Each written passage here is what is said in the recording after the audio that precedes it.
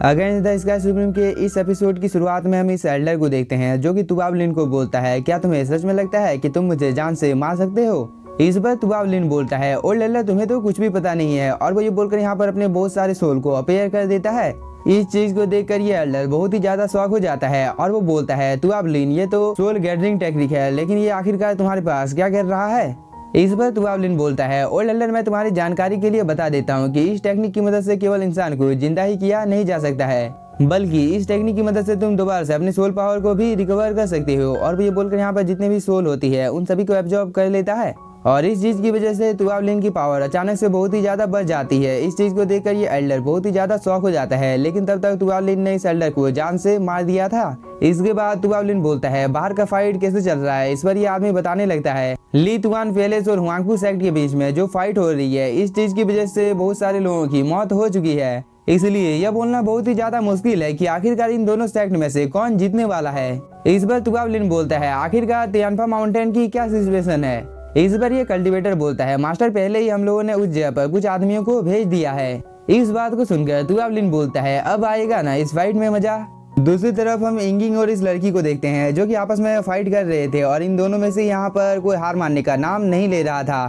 तभी हम 6 heavenly emperor को देखते हैं जो कि लाओ युआन के ऊपर अटैक कर देती है, जिसकी वजह से लाओ युआन थोड़ी दूर जाकर गिरता है। इसके बाद लाओ युआन बोलता है, तुम्हें क्या लगता है कि तुम मेरे मास्टर के साथ फाइट करने के लिए वर्दी हो, क्योंकि तुम यहाँ पर मेरे साथ ही फाइट कर नहीं पा रही हो और तुम यहाँ पर दिन में मेरे मास्टर के साथ फाइट करने के सपने देख रही हो, इसलिए मैं आज तुम्हें जान से मार डालूंगा। इसके बाद लाओ युआन कंटिन्यू 6 हेवनली एम्परर के ऊपर हमला करने लगता है, लेकिन इस चीज की वजह से 6 हेवनली एम्परर को थोड़ा सा गुस्सा आ जाता है और उसने यहाँ पर अपने ड्रैगन को समन कर लिया था जो कि दिखने से बहुत ही ज्यादा पावरफुल लग रहा था। इसके बाद वो बोलती है, तुम लोगों को मेरी रियल पावर देखनी थी, तो मैं अब तुम लोगों को यहाँ पर अपनी रियल पावर दिखाऊंगी कि मैं कितनी ज्यादा पावरफुल हूँ। दूसरी तरफ लिंगफेंग इस ड्रैगन को देखकर थोड़ा सा शॉक हो जाता है और वो बोलता है, ये तो वही है जिसने दूजी को जान से मारा था। तभी 6 हेवनली एम्परर अपने ड्रैगन को आदेश देती है कि हुआंगफू सेक्ट का कोई भी जिंदा बचना नहीं चाहिए। इस बात को सुनकर ये ड्रैगन सभी लोगों के ऊपर अटैक करने लगता है। तभी टेन्यू अपने साथियों को बोलता है, तुम सभी लोग इस ड्रैगन के साथ फाइट करो, तब तक मैं 6 हेवनली एम्परर के साथ यहाँ पर फाइट करता हूँ। इस बात को सुनकर ये सभी लोग इस ड्रैगन के साथ फाइट करने के लिए चले जाते हैं। साथ ही टेन्यू भी अब 6 हेवनली एम्परर के साथ फाइट करने लगता है। तभी 6 हेवनली एम्परर बोलती है, टेन्यू तुम यहाँ पर इन तीनों बीस्टों की ही वजह से इतने ज्यादा उछल रहे थे, इसलिए अब तुम्हें यहाँ पर मरने से कोई भी नहीं बचा सकता है, क्योंकि अगर तुम्हारे पास ये बीस्ट नहीं रहेंगे तो तुम चाहकर भी जब कुछ कर नहीं सकते हो। इसके बाद वह कंटिन्यू टेन्यू के ऊपर हमला करने लगती है, जिसे टेन्यू बहुत ही आसानी के साथ डॉज कर लेता है। लेकिन 6 हेवनली एम्परर बहुत ही ज्यादा पावरफुल थी और उसने यहाँ पर एक छोटा सा अटैक टेन्यू के ऊपर कर भी दिया था, जिसकी वजह से वह थोड़ा सा इंजर्ड भी हो जाता है। लेकिन टेन्यू यहाँ पर हार नहीं मानता है और वो अपने ब्लड की मदद से यहाँ पर इन तीनों डिवाइन स्वॉर्ड को एक्टिवेट कर देता है, जिसकी वजह से ये तीनों डिवाइन स्वॉर्ड टेन्यू के पास आ जाते हैं। और इस चीज को देखकर 6 हेवनली एम्परर बहुत ही ज्यादा शॉक हो जाती है, क्योंकि अब इसे भी पता चल गया था कि टेन्यू ही होंगमेंग सुप्रीम है। लेकिन आखिरकार ये चीज कैसे हो सकती है। इस पर टेन्यू बोलता है, 6 हेवनली एम्परर मैं तुम्हें यहाँ पर दिल से थैंक यू बोलता हूँ, क्योंकि तुमने मेरे आखिरी बचे हुए स्वॉर्ड को ढूंढने में मेरी बहुत ही ज्यादा मदद की है। साथ ही तुम 8 एम्परर ने मिलकर गॉड रेलम के ऊपर रूल किया था, लेकिन तुम सभी लोगों ने मुझे धोखा दिया था, इसलिए इस चीज का अंजाम तो तुम लोगों को चुकाना ही पड़ेगा, क्योंकि जो कोई भी मुझे धोखा देने की हिम्मत करता है मैं उसे बहुत ही बेरहमी के साथ जान से मार डालता हूँ। इस पर 6 हेवनली एम्परर बोलती है, अब पास्ट की बातों को याद कर यहाँ पर कोई भी फायदा होने वाला नहीं है, क्योंकि भले ही तुम्हारे पास दोबारा से ये सभी स्वॉर्ड लौट कर वापस आ चुकी है, लेकिन तुम अभी भी उतने ज्यादा पावरफुल नहीं हो कि तुम इस जगह पर मेरा सामना कर सकते हो, इसलिए तुम्हें यहाँ पर हार मान लेनी चाहिए। इस बार टेन्यू बोलता है, 6 हेवनली एम्परर शायद से तुम भूल गई हो कि जब मैं गॉड रेलम का एम्परर था तब तुम मेरे नीचे काम किया करती थी, साथ ही तुम्हें गॉड रेलम के रूल के बारे में क्या कुछ याद नहीं है।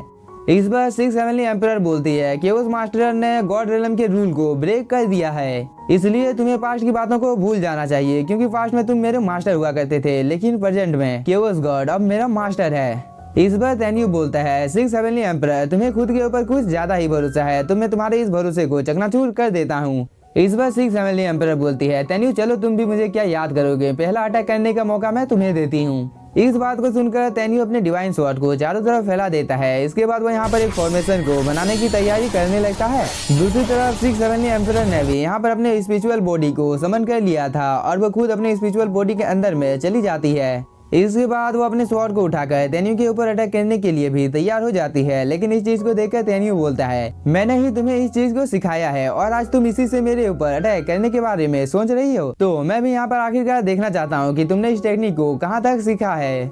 इसके बाद तेन्यू यहाँ पर अपनी पावर की मदद से बहुत सारे पोर्टल को एक्टिवेट कर देता है। साथ ही तेन्यू ने 6-7 एम्परर के ऊपर एक स्लैश अटैक भी कर दिया था, लेकिन 6-7 एम्परर ने भी टाइम रहते ही इस अटैक को डिस्ट्रॉय कर दिया था। इस चीज को देखकर तेन्यू बोलता है ये बहुत ही ज्यादा दुख की बात है कि इतने सालों का टाइम बीत चुका है, लेकिन तुम अभी तक 6-7 अर्थ के 3rd लेयर तक ही कल्टीवेशन कर पाई हो, लेकिन तुम्हारी ये अचीवमेंट भी ठीक ठाक है। इस पर 6-7 एम्परर बोलती है तेन्यू तुम पास्ट में भले ही बहुत ही ज्यादा पावरफुल हुआ करते थे, लेकिन अभी प्रेजेंट में तुम उतने ज्यादा पावरफुल नहीं हो, इसलिए तुम मेरे सामने खड़े होने के भी लायक नहीं हो, क्योंकि तुम अभी बहुत ही ज्यादा कमजोर हो, इसलिए मैं तुम्हें बहुत ही आसानी के साथ जान से मार सकती हूँ।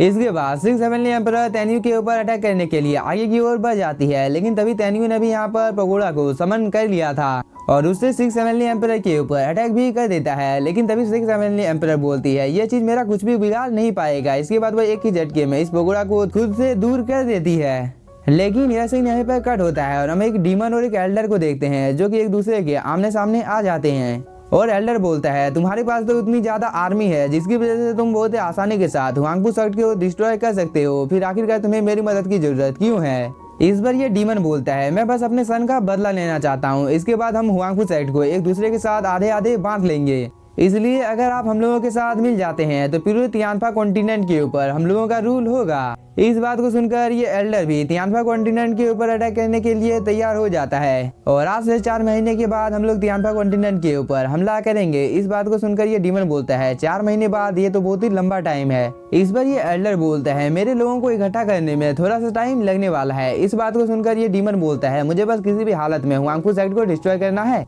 इसके बाद ये डीमन यहाँ से जाने लगता है, तभी ये एल्डर बोलता है आपको चिंता करने की कोई भी जरूरत नहीं है, मैं पर्सनली जाकर हुआंगफू सेक्ट को डिस्ट्रॉय कर दूंगा।